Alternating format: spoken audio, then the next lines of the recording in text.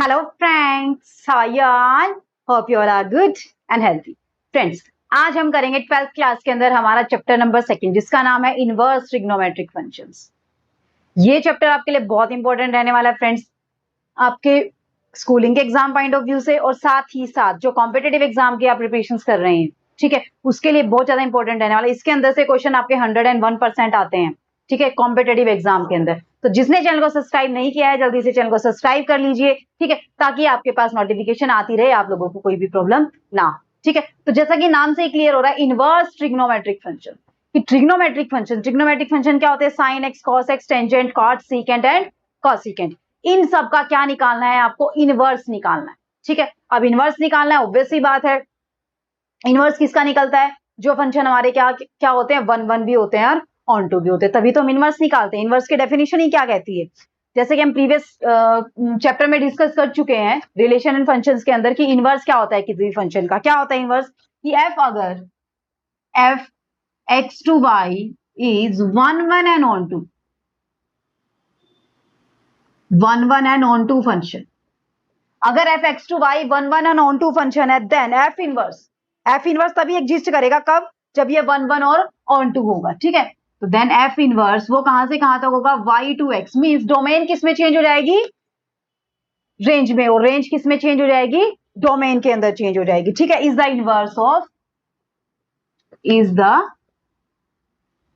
Inverse of f, ठीक है। इसको इनवर्स बोलेंगे हम, f का इनवर्स बोलेंगे। कब बोलेंगे? अगर f हमारा 1 1 और ऑन टू है। और क्या कंडीशन सेटिस्फाई करेगा? Such that f of x is equal to y, ठीक है। या फिर हम क्या भी लिख सकते हैं इसको, x is equal to f inverse y। ये चीज भी राइट कर सकते हैं हम कि y से हमने एलिमेंट उठाया y, such that f inverse y is equal to x, है ना। For all x belongs to x and y belongs to y। y कहां से बिलोंग करेगा? y से बिलोंग करेगा। और x कहां से बिलोंग करेगा? x के अंदर से बिलोंग करेगा। तो अगर फंक्शन आपका 1 1, बहुत इंपॉर्टेंट है ये चीज, अगर फंक्शन आपका 1 1 है, ऑन टू है, तभी आपका इनवर्स एग्जिस्ट करेगा, अदरवाइज इनवर्स एग्जिस्ट नहीं करेगा। करें अब बात इनवर्स ट्रिग्नोमेट्रिक फंक्शंस की। ट्रिग्नोमेट्रिक फंक्शन लिख लीजिए एक बार क्या क्या होते हैं। जैसे मान लीजिए आपके पास है फंक्शन साइन एक्स। क्या है फंक्शन? Sine x. आपको एक्स में मानना है एक्स में मान सकते हैं, वाई में मानना है वाई में मान सकते हैं। मान लीजिए ये है F of Y sine Y, ठीक है। F of Y is equal to sine Y. Then इसका इनवर्स क्या होगा? अगर ये 1 1 और ऑन टू फंक्शन है, पहले हम चेक करेंगे क्या ये 1 1 ऑन टू है, वो बाद में करेंगे। एक बार इनवर्स डायरेक्टली क्या होगा इसी फॉर्मूले से देखा जाए तो, यहां से अगर साइन वाई, अगर हम इसको मान ले एक्स, तो वाई इज इक्वल टू क्या हो जाएगा? यहां से साइन इनवर्स एक्स, यही हो जाएगा ना।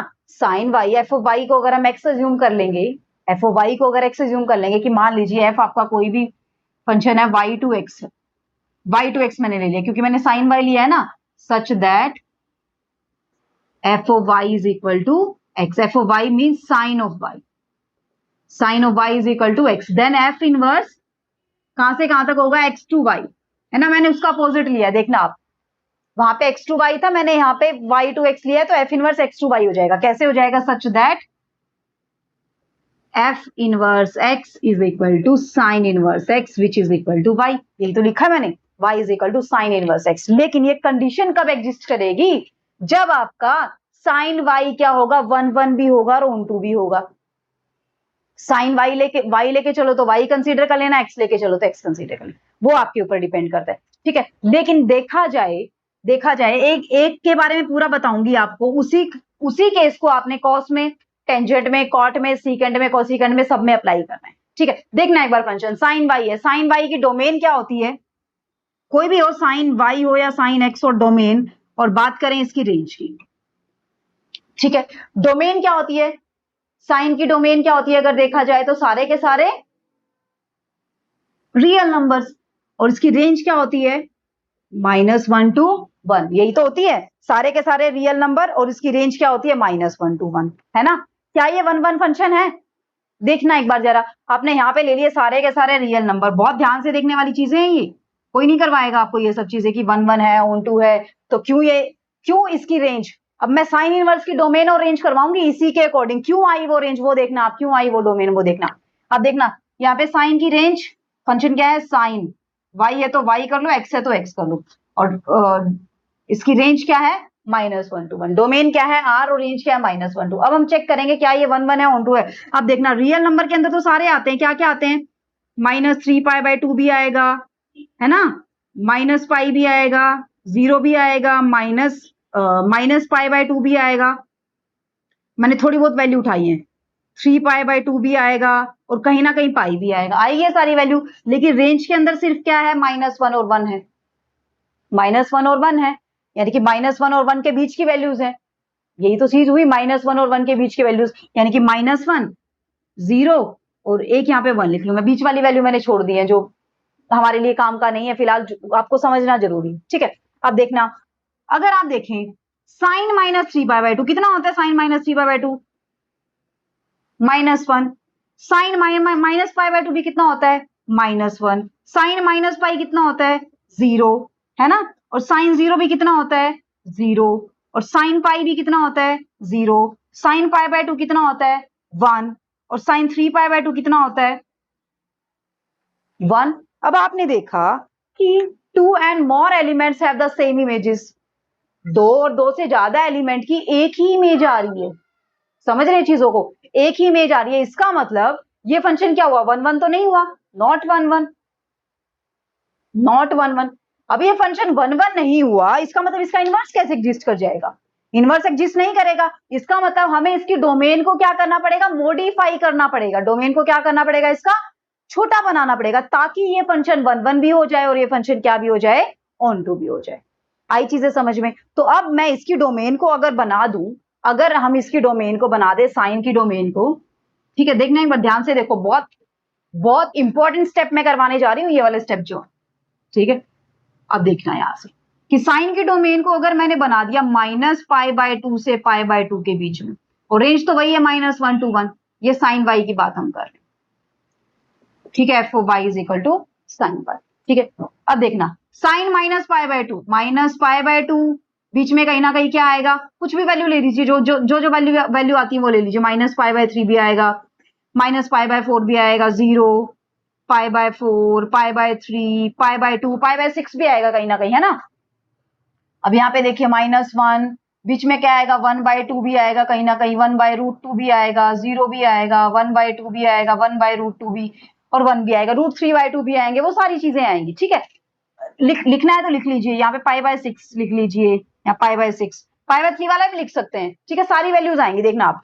अब -π/2 की इमेज क्या आई, साइन -π/2 की -1, -π/6 की क्या आएगी, -π/6 मीन 30 डिग्री, साइन 30 डिग्री कितना होता है -1/2, -π/4 -1/√2, 0 की 0, साइन π/4 की 1/√2, साइन π/6 की 1/2, साइन π/2 की 1, और अगर आपने π/3 भी लिखना है, -π/3 भी लिखना है तो वो भी लिख सकते हैं। आपने देखा डिफरेंट एलिमेंट की डिफरेंट इमेजेस आ रही हैं, और कोई भी ऐसा एलिमेंट नहीं बच रहा जिसके कॉरेस्पॉन्डिंग कोई पर इमेज एग्जिस्ट ना कर रही हो। इसका मतलब इस डोमेन और इस रेंज के अंदर ये फंक्शन 1 1 भी है और ऑन टू भी है। क्या समझे यहां से कि साइन जो फंक्शन है वो -π/2 से -1 to 1 क्या है, 1 1 भी है, ऑन टू भी है। इसका मतलब इस डोमेन और इस रेंज के कॉरेस्पॉन्डिंग ये इसका इनवर्स एग्जिस्ट करेगा। आई चीजें समझ में। तो इनवर्स कब एग्जिस्ट करेगा, साइन का इनवर्स कब एग्जिस्ट करेगा,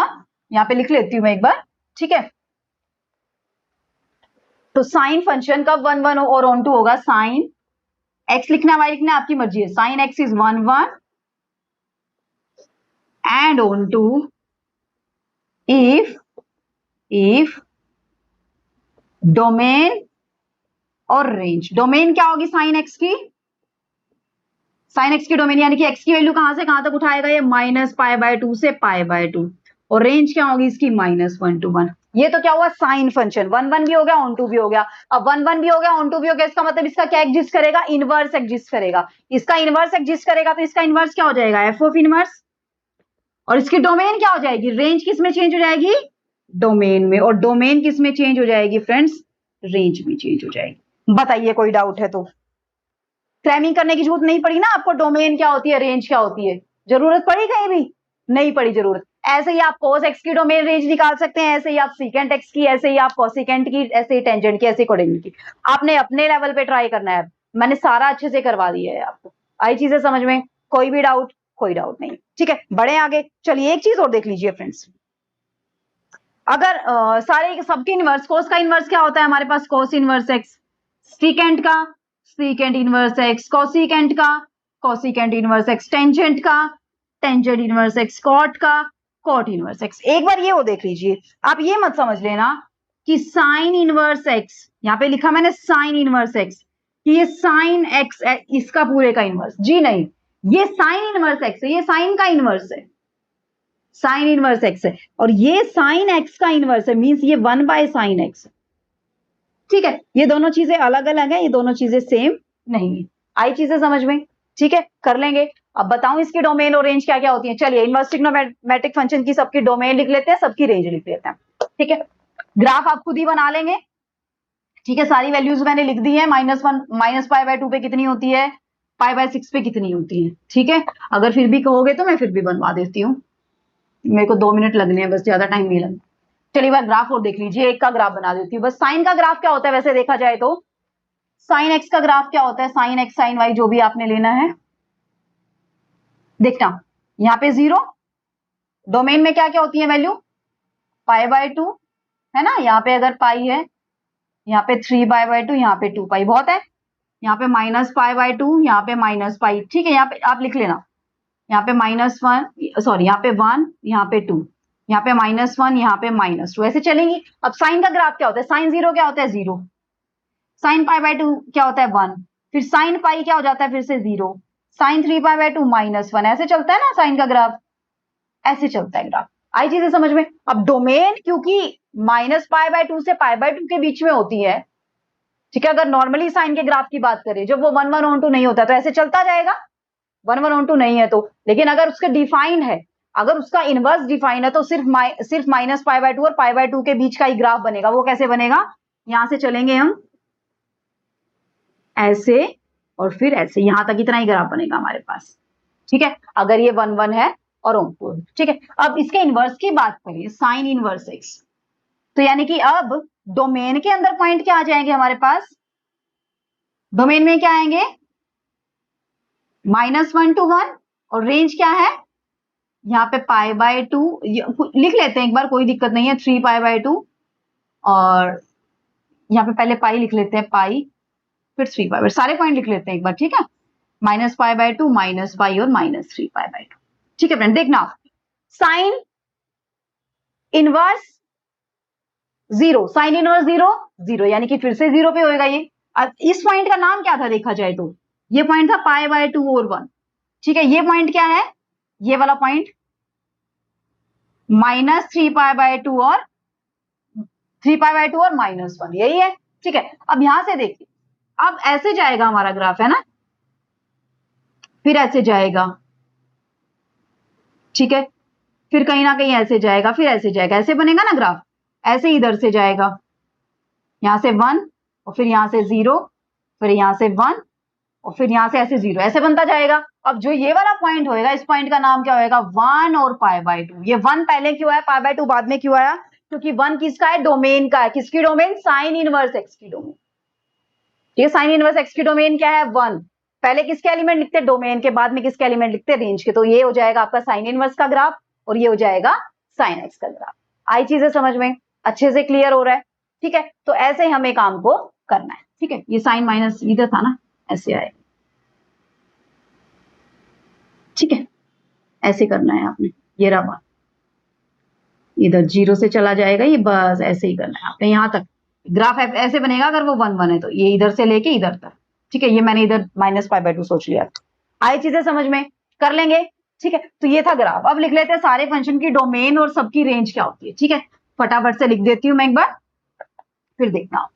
साइन फंक्शन लिख देते हैं, यहाँ पे मान लीजिए, यहाँ पे है साइन इनवर्स एक्स, यहाँ पे है कॉस इनवर्स एक्स, यहाँ पे है टेंजेंट इनवर्स एक्स, यहाँ पे है कॉट इनवर्स एक्स, यहाँ पे है सीकेंट इनवर्स एक्स, और यहाँ पे है कॉसिकेंट इनवर्स एक्स।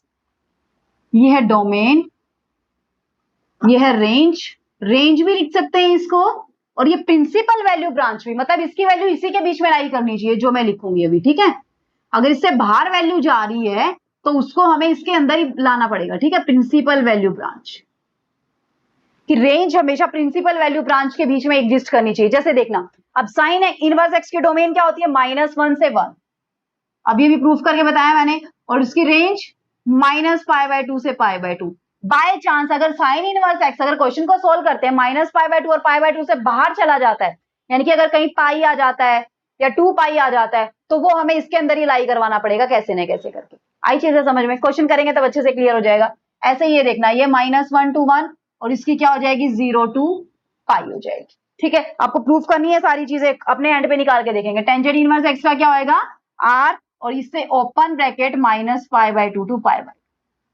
ऐसे ही कॉट इनवर्स एक्स, डोमेन सारे के सारे रियल नंबर, ये 0 to π ओपन ब्रैकेट, ठीक है। नेक्स्ट अगर सीकेंड इनवर्स की बात करें तो डोमेन क्या हो जाएगी, r -1 to 1, यानी कि इसके अंदर -1 to 1 के एलिमेंट्स को छोड़ के बाकी के सारे रियल नंबर आएंगे, तो बच क्या जाएंगे यहाँ पे, इसकी रेंज क्या आ जाएगी, 0 to π/2 में से π/2 हमारा क्या हो जाएगा, माइनस। ये π/2 क्यों माइनस हुआ, क्योंकि साइन इनवर्स एक्स क्या होता है, 1/cos इनवर्स एक्स, और cos इनवर्स एक्स हमेशा π/2 पे क्या हो जाता है, 0 हो जाता है, तो नीचे 0 नहीं बनना चाहिए ना आपका, ठीक है। ऐसे यहाँ पे करेंगे तो डोमेन क्या हो जाएगी, r -1 to 1, और यहाँ से क्या हो जाएगी रेंज, -π/2 से π/2, और इसमें से क्या माइनस हो जाएगा, 0 माइनस हो जाएगा। ये आपकी थी सारी की सारी डोमेन एंड सारी की सारी रेंज।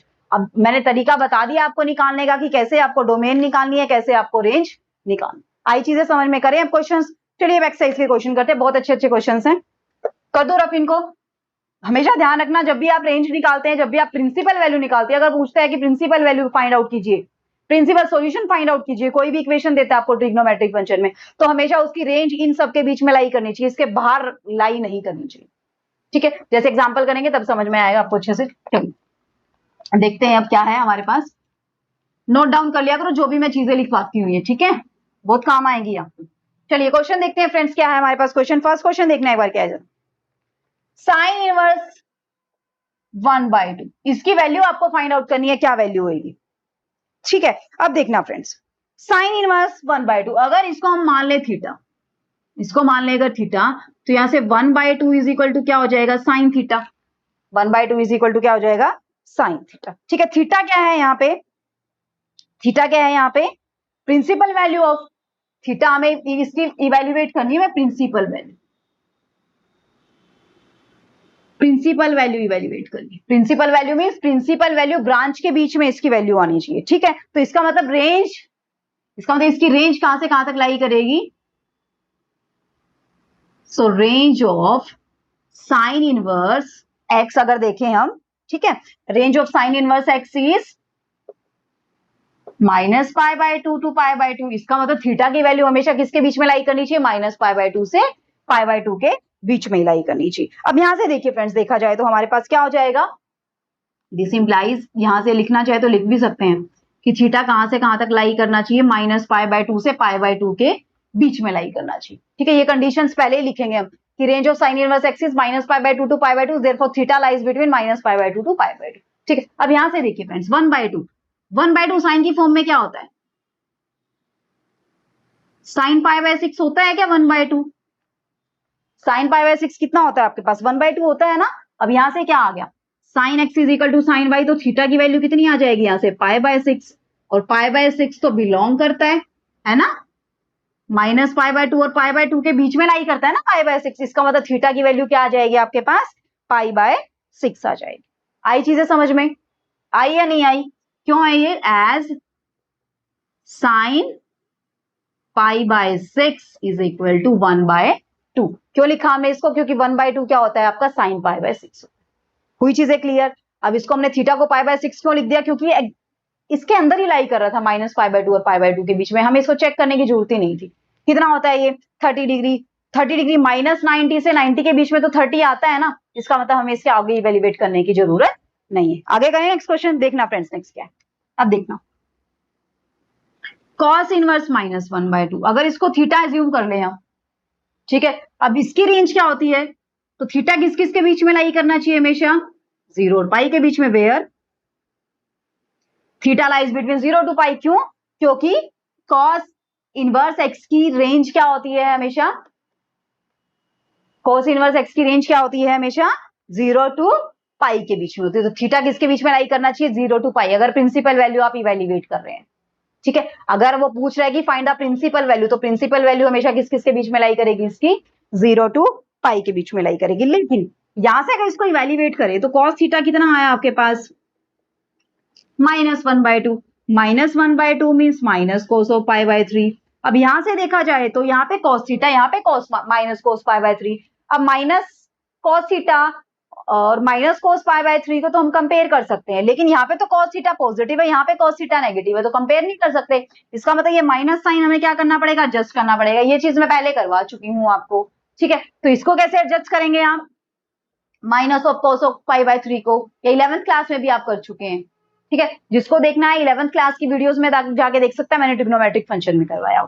तो ये कौन से क्वाड्रेंट में नेगेटिव होता है, सेकंड क्वाड्रेंट में नेगेटिव होता है cos, तो नेगेटिव है और एक और नेगेटिव लगा देंगे, नेगेटिव नेगेटिव क्या बन जाएगा पॉजिटिव। तो यानी कि यहां से क्या लिख सकते हैं, माइनस cos पाई बाय 3 को cos of pi minus pi by 3, अरे उल्टा लिख दिया मैंने, cos of pi minus theta क्या होता है, माइनस cos ऑफ थीटा होता है ना, तो मैंने माइनस cos ऑफ थीटा को क्या लिख दिया, cos of pi minus pi by 3 लिख दिया। कोई दिक्कत नहीं हुई। cos of pi minus pi by 3 क्या होता है, cos ऑफ 2 पाई बाय 3, और यहां से क्या चला हुआ है आपके पास cos ऑफ थीटा, cos से cos को कंपेयर करेंगे, यहां से थीटा की वैल्यू कितनी आई आपके पास 2 पाई बाय 3, ये तो बिलोंग कर रहा है प्रिंसिपल वैल्यू ब्रांच में, कर रहा है ना बिलोंग, इसका मतलब थीटा की वैल्यू कितनी आई आपके पास 2 पाई बाय 3। तो ऐसे ही आपको प्रिंसिपल वैल्यू इवेल्युएट करनी है किसी भी ट्रिग्नोमेट्रिक फंक्शंस की। आई चीजें समझ में, कर लेंगे। ठीक है, बड़े नेक्स्ट क्वेश्चन की ओर चलिए फ्रेंड, देखते हैं नेक्स्ट क्वेश्चन क्या है हमारे पास। बहुत इंपॉर्टेंट क्वेश्चन है ये, सारे के सारे कॉम्पिटिटिव एग्जाम में बहुत आते हैं। ठीक है, प्रिंसिपल वैल्यू पूछता है वो, प्रिंसिपल वैल्यू पूछेगा तो हमेशा आपको ध्यान रखना है उसकी रेंज का, कि रेंज के बीच में ही लाई करनी चाहिए प्रिंसिपल वैल्यू। अगर वो बात नहीं करता है प्रिंसिपल वैल्यू की, तो फिर तो आप कुछ भी वैल्यू रख सकते हैं, नेगेटिव भी कर सकते हैं, पॉजिटिव भी कर सकते हैं।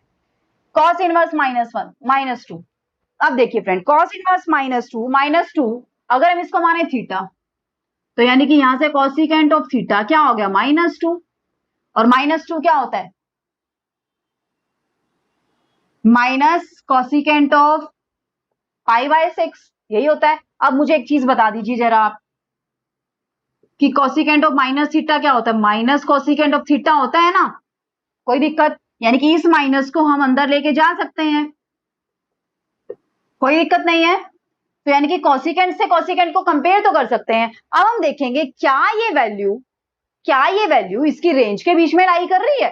थीटा तो कहां से कहां तक लाई करना चाहिए, थीटा बिलोंग्स टू -π/2 से π/2 और -0, यही है ना रेंज, कॉसिकेंट इनवर्स की रेंज यही होती है -π/2 से π/2, और 0 उसके अंदर नहीं आना चाहिए। तो यहां से वैल्यू क्या आ जाएगी डायरेक्टली, देखना, अगर थीटा की वैल्यू -π/6 है, क्या थीटा बिलोंग कर रहे हैं -π/2 से π/2, बिल्कुल कर रहा है जी, कोई डाउट ही नहीं है, -π/6 को बिलोंग कर रहा है, यानी कि 30 डिग्री -30 डिग्री तो -90 से 90 के बीच में बिलोंग करता है, चाहे उसमें 0 इंक्लूड हो चाहे ना हो।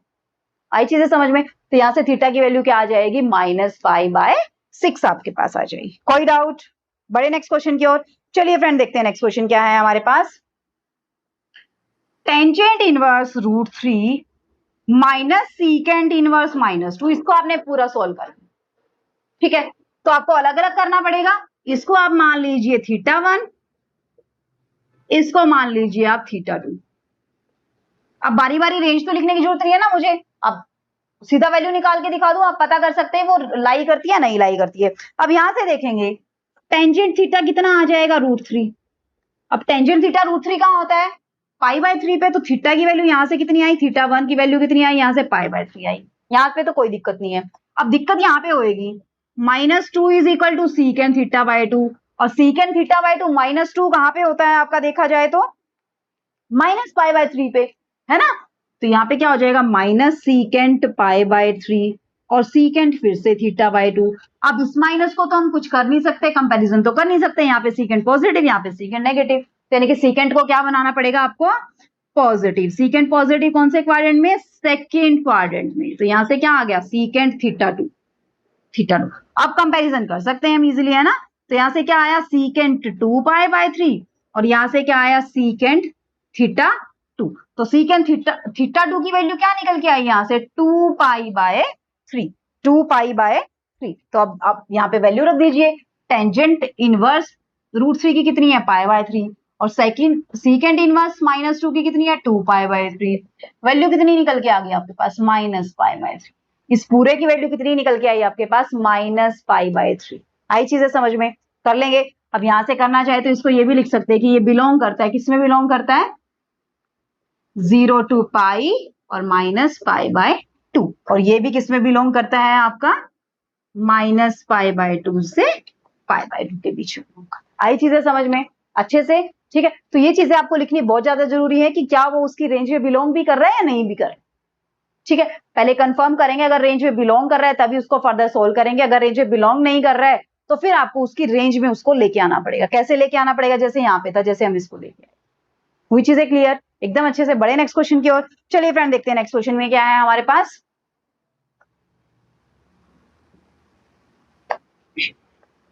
ये क्वेश्चन बहुत इंपॉर्टेंट रहने वाले हैं आप लोगों के लिए, बहुत ज्यादा इंपॉर्टेंट। मैं कहूंगी इसको तो आपने कहीं से भी स्किप नहीं करना है, लेक्चर को कहीं से भी नहीं स्किप करना, ठीक है। चलिए देखते हैं फ्रेंड नेक्स्ट क्वेश्चन क्या है हमारे पास। टेंजेंट इनवर्स √3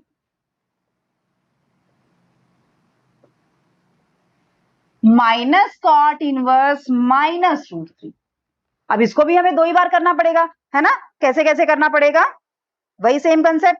एक बार टेंजेंट इनवर्स √3 वो तो अभी अभी हमने सॉल्व किया था, इसकी वैल्यू तो अभी अभी निकाली थी, कितनी है π/3। काम रहेगा इसको सॉल्व करना।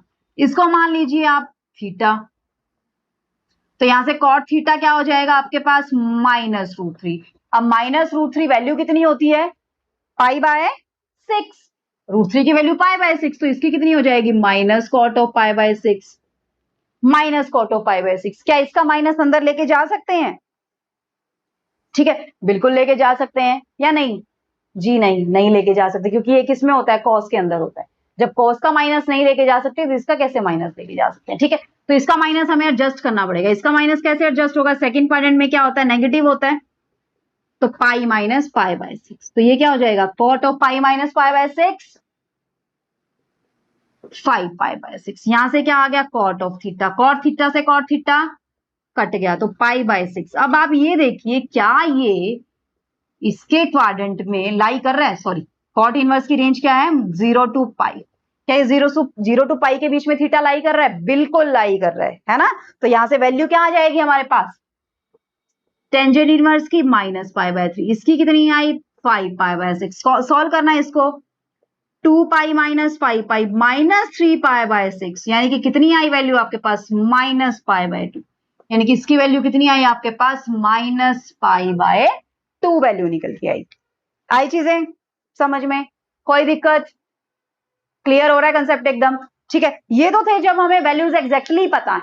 अब हमें वैल्यूज पता नहीं, जैसे 3/5 दे देगा, 4/5 दे देगा, 6/7 दे देगा, कुछ भी वैल्यू दे देगा, ठीक है। इनकी वैल्यू तो हमें पता थी ना कि ये π/2 पे होती है, π/3 पे होती है, या π/4 पे, या 90 पे होती है, या 180 पे होती है, ठीक है। लेकिन अब हमें वैल्यू नहीं पता, अब हमें वो वैल्यू इवेल्युएट करनी पड़ेगी। वो कैसे करेंगे इवेल्युएट, देखना क्वेश्चन देखिए क्या दिया हुआ है क्वेश्चन के अंदर। साइन ऑफ cos इनवर्स 3/5, ये आपको इवेल्युएट करना, ठीक है। बाहर साइन है, अंदर cos है। अब ये कटेगा कब, जब अंदर भी क्या बनेगा साइन बनेगा, है ना, या बाहर क्या बने cos बने। दो ही चीजें पॉसिबल हो सकती है, यानी अंदर अगर साइन बना दे, पहले तो इसको थीटा मान लीजिए आप, cos इनवर्स 3/5 को क्या मान लेंगे थीटा, यानी कि ये क्या बन गया पूरा का पूरा साइन थीटा। क्या बन गया ये साइन थीटा, यानी कि हमें किसकी वैल्यू फाइंड आउट करनी है साइन थीटा की वैल्यू फाइंड आउट करनी है, ठीक है। अब साइन थीटा की वैल्यू फाइंड आउट करनी है। अब साइन थीटा अब यहां से देखिए फ्रेंड cos इनवर्स 3/5, तो यहां से cos थीटा की वैल्यू कितनी आ जाएगी आपके पास 3/5, जो कि क्या है पॉजिटिव, जो कि क्या है पॉजिटिव। अब cos थीटा पॉजिटिव कहां होता है, छोटे से छोटा क्वाड्रेंट जो रेंज में आना चाहिए। वैसे cos की रेंज क्या होती है 0 to पाई होती है, लेकिन हमें तो इसकी जहां पे पॉजिटिव होता है वो देखनी है ना। इसकी एक्चुअल रेंज तो cos की रेंज तो 0 to पाई होती है, लेकिन हमें देखना है पॉजिटिव किस में होता है, पॉजिटिव किस में होता है 0 to π/2 में। इसका मतलब थीटा कहां बिलोंग करा 0 to π/2, और 0 to π/2 के बीच में तो साइन भी पॉजिटिव होता है, ठीक है। तो अब यहाँ से cos थीटा निकल के आ गया। अब आपको पता है कि sine square theta plus cos square theta कितना होता है 1, तो साइन स्क्वायर थीटा कितना हो जाएगा 1 minus cos square theta, 1 minus 9/25 that is equal to 16/25। ठीक है, तो यहां से इसको फर्दर सिंप्लीफाई करेंगे तो साइन स्क्वायर था ना, ये स्क्वायर था, स्क्वायर है तो अभी रूट नहीं लगाना है, ठीक है, क्योंकि हमने स्क्वायर लिखा है। ठीक है, तो यहां से साइन थीटा की वैल्यू क्या आएगी प्लस माइनस 4/5। अब थीटा तो लाई कर रहे हैं 0 टू पाई/2 के बीच में, तो साइन थीटा नेगेटिव तो हो नहीं सकता, इसका मतलब नेगेटिव तो हो नहीं सकता, तो साइन थीटा की वैल्यू क्या आएगी यहाँ से 4/5। यही तो हमें इवेल्युएट करना था, साइन ऑफ थीटा, अंदर वाले को क्या माना था थीटा, तो कितनी वैल्यू निकल के आ गई आपके पास 4/5 निकल के आ गई। बताइए कोई डाउट हुआ तो, हुआ कोई भी डाउट, हुई कोई दिक्कत नहीं हुई ना? चलिए नेक्स्ट क्वेश्चन की ओर, चलिए देखते हैं क्या है नेक्स्ट क्वेश्चन में हमारे पास। cos ऑफ साइन इनवर्स -3/5, इसकी वैल्यू आपको इवेल्युएट करनी है। वही सेम कंडीशन, इसको क्या मान लेंगे आप थीटा, तो यानी कि आपको क्या चीज फाइंड आउट करनी है, कॉस ऑफ थीटा आपको फाइंड आउट करना है। आप किसको थीटा माना है, इसको ना, तो यानी कि sine inverse -3/5 is equal to theta, तो साइन थीटा क्या आया -3/5, जो कि क्या आया नेगेटिव। अब साइन की रेंज तो क्या होती है, साइन की रेंज तो क्या होती है हमारे पास, साइन की रेंज होती है -π/2 से π/2 के बीच में, और किस रेंज के अंदर ये पॉजिटिव होता है और किस रेंज के अंदर नेगेटिव होता है वो बताना जरा मुझे एक बार। आप देखिए -π/2 से π/2 के बीच में होती है ना टोटल तो साइन की, लेकिन साइन नेगेटिव किस में होता है -π/2 से 0 के बीच में। So this implies theta lies between -π/2 to 0, -π/2 to 0 means fourth quadrant. Theta कहां लाई करेगा आपका फोर्थ क्वाड्रेंट में, फोर्थ क्वाड्रेंट में कॉस क्या होता है पॉजिटिव या नेगेटिव, कॉस क्या होता है हमेशा पॉजिटिव, तो cos की वैल्यू क्या हो जाएगी √1 माइनस साइन स्केयर मीन 9/25, तो यानी कि वैल्यू कितनी आई यहाँ से 4/5, कितनी वैल्यू निकल के आई यहाँ से 4/5। साइन से cos तो आप निकाल सकते हैं, 11th क्लास में कर चुके हैं आप अच्छे से। ठीक है, तो ये थे आपके ट्रिग्नोमेट्रिक फंक्शंस। एक और क्वेश्चन करते हैं, बहुत अच्छा सा क्वेश्चन है, देखिए क्या है क्वेश्चन के अंदर।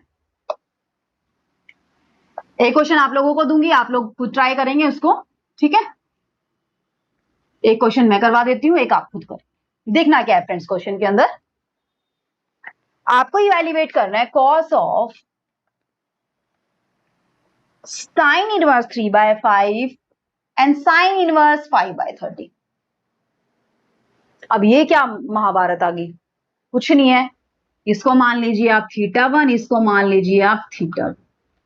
ठीक है, तो यहां से साइन इनवर्स 3/5 हो गया θ1, तो यानी कि साइन θ1 कितना आया आपके पास 3/5। अब क्या है पॉजिटिव है, तो इसका मतलब θ1 कौन से क्वाड्रेंट में लाई करेगा 0 टू π/2 में। अब 0 टू π/2 में θ1 लाई कर रहा है, तो साइन से क्या निकालेंगे cos, वो भी क्या आएगा पॉजिटिव। अब यहां से भी अज्यूम करके देखिए, sine inverse 5/13 is equal to θ2, तो 5/13 कितना आया आपके पास साइन ऑफ θ2। अब ये भी पॉजिटिव है, तो इसका मतलब θ2 भी कौन से क्वाड्रेंट में लाई कर रहा है फर्स्ट क्वाड्रेंट में, और जो क्या है 0 टू π/2, यानी कि यहां से cos भी पॉजिटिव निकलेगा दोनों ही से।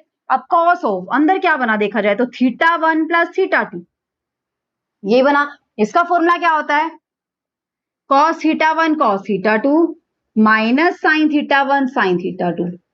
अब साइन θ1 साइन θ2 तो है हमारे पास, निकालना क्या है cos θ1, तो यहां से cos θ1 इवेल्युएट करेंगे, तो cos θ1 कितना हो जाएगा 1 माइनस 9/25, कितना है आपके पास 4/5। नेगेटिव लेना नहीं है क्योंकि कौन से क्वाड्रेंट में लाई कर रहा है फर्स्ट क्वाड्रेंट में, और ऐसे इसको इवेल्युएट करेंगे तो cos θ2 आपके पास क्या आ जाएगा √1 माइनस 25/169, 144/69, तो यानी कि यहां से क्या आया 12/13। ये भी क्या लेना है पॉजिटिव, क्यों लेना है क्योंकि θ2 हमारा कहां लाई कर रहा है फर्स्ट क्वाड्रेंट। बस अब तो काम ही खत्म हो गया, वैल्यू पुट कर दीजिए यहाँ पे 4/5 12/13 -3/5 और 5/13, तो ये कितना हो जाएगा 48/65, ये हो जाएगा 15/65। वैल्यू कितनी निकल के आई आपके पास 33/65 वैल्यू निकल के आई। कितनी वैल्यू निकल के आई 33/65। बताइए कोई प्रॉब्लम हुई कोई प्रॉब्लम नहीं ना। अब एक क्वेश्चन आप लोगों के लिए, देखना क्वेश्चन के अंदर क्या है, आपको इवेल्युएट करना है क्वेश्चन आप लोगों के लिए। Sine of π/2 minus sine inverse -√3/2 2। ये आप लोगों का आज का होमवर्क है। आप लोगों को ये क्वेश्चन निकाल के देखना है। अगर नहीं होता है तो मुझे कमेंट करके आपने बताना है। ठीक है, तो आज का लेक्चर कैसा लगा है? आपको कुछ नई चीज सीखने को मिली है तो मुझे जरूर बताना। अगर अच्छा मिला है सीखने को तो एक लाइक जरूर करना। ठीक है फ्रेंड्स, और जिसने सब्सक्राइब नहीं किया है चैनल को, जल्दी से चैनल को सब्सक्राइब कर लीजिए ताकि आपको लेक्चर अटेंड करने में कोई भी प्रॉब्लम ना आए, आपको नोटिफिकेशन टाइम टू टाइम मिलती रहे। ठीक है फ्रेंड्स, तो मिलते हैं नेक्स्ट लेक्चर में। तब तक के लिए bye bye, take care, be safe and be healthy my friends. Thanks for watching the video. See you in the next video.